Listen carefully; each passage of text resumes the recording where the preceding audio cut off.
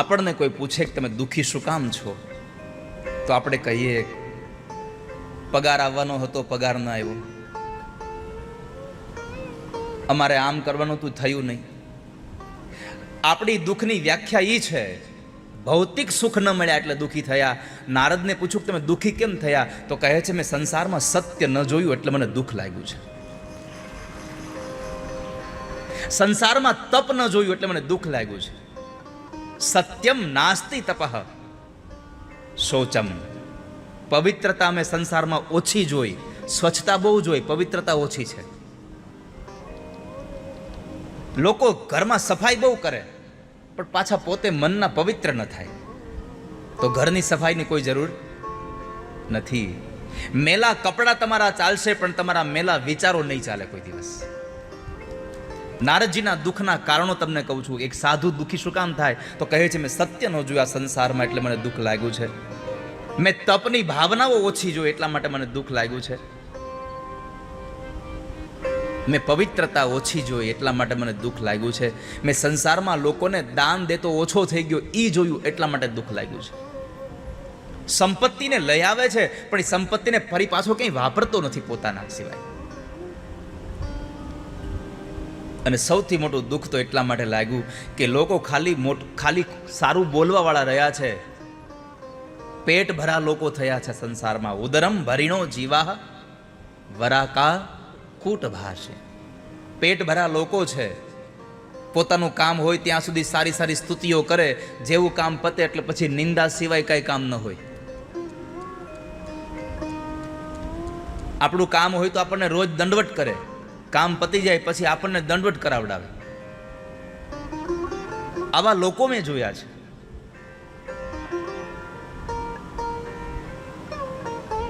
મેં સંસારમાં જોયું કન્યા વિક્રયનો લોભાદ. દીકરીઓનું વેચાણ થઈ રહ્યું છે. પતિ પત્નીઓના ઝઘડાઓ જોઈ જોઈને આવ્યો છું. શાલકો બુદ્ધિદાયક. સંસારમાં સગા ભાઈની સલાહ લેવાનું બંધ કરી અને લોકો હવે શાળા સાહેબની સલાહ લે છે. પાછા ઓળખાણ કેમ, આ મારા શાળા સાહેબ છે. પાછો હોય કોકની ઘરે પ્યુનમાં, કા કોકનો ડ્રાઈવર હોય, એની ઓળખાણ પાછા સાલા સાહેબ. અરે સાલા ખરાઓ સાહેબ કઈ બોલાવવા પડે. સાહેબ નકર ચા ગરમ નો આવે, ઠરી ગયા પછી કપમાં નાખે.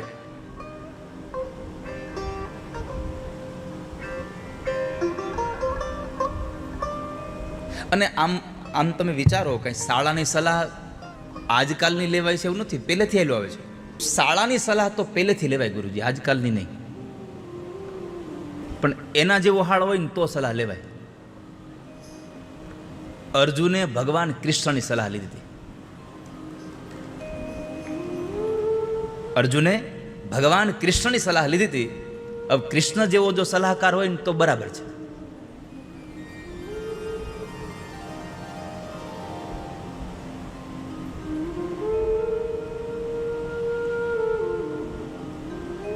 ધૃતરાષ્ટ્રના હાળા જેવો હોય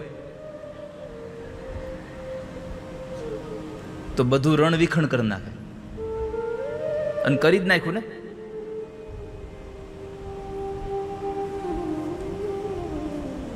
નારદજી કહે છે કે મેં સંસારમાં જોયું છે કે બધા દુઃખી છે.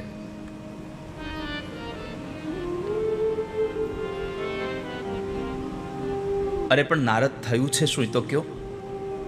અને ત્યારે એમણે કલીના પ્રભાવની એક કથા કરી કે હું બરાબર બધા જ તીર્થોમાં ચાલતા ચાલતા મને ક્યાંય શાંતિ ન મળી અને હું વૃંદાવનમાં ગયો. વૃંદાવનમાં જ્યારે ગયો તો વૃંદાવનમાં મેં એક દ્રશ્ય જોયું. યામુનમ તટમાપન્નો યત્ર લીલા હરેર ભૂત. યામુનમ તટમાપન્નો. મેં યમુનાના તટ ઉપર એક એવું દ્રશ્ય જોયું કે જ્યાં મારી આંખો ચોટી ગઈ. મને આશ્ચર્ય થયું કે આ શું? હજારો સ્ત્રીઓ છે, ચમર ઢોળે છે. એક રૂપના અંબાર જેવી યુવાન સ્ત્રી બેઠી બેઠી બે વૃદ્ધ પુરુષોના મસ્તક પોતાના ખોળામાં રાખી અને રડે છે.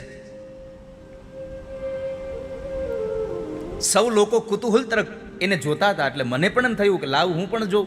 હું નજીક ગયો એને જોવા માટે. મને પણ એવું લાગ્યું કે જાઉં.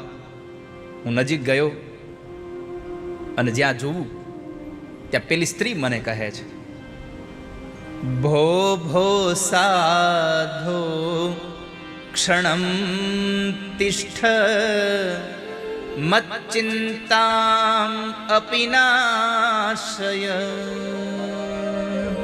દર્શનમ તવ લોકસ્ય સર્વથા ગહરં પરમ. સર્વથા ગહરમ પરમ. દર્શનમ તવ લોકસ્ય, તમારા દર્શન માત્રથી મારા પાપ વયા જાય છે. પણ મારી પ્રાર્થના છે, કેટલી સુંદર ભાવ વ્યક્ત કર્યો. ભો ભો સાધો ક્ષણમ તિષ્ઠ, એક ક્ષણ માટે રોકાઈ જાઓ, વધારે નહીં. કારણ સાધુની એક ક્ષણનો સત્સંગ પણ તમારું જીવન બદલાવવાની તાકાત ધરાવે છે. કોઈનો એક ક્ષણનો કુસંગ પણ તમારું જીવન બરબાદ કરવાની તાકાત ધરાવે છે. વૈરાગી ભરત જેવા ભરતની માં, અને ઈ કહીને જેટલો પ્રેમ ભરતમાં હતો એના કરતા વિશેષ પ્રેમ રામમાં હતો, અને છતાં મંથરાનો સંગ થયો. શું થયું? એ જ રામને 14 વર્ષનો વનવાસ અપાવડાયો.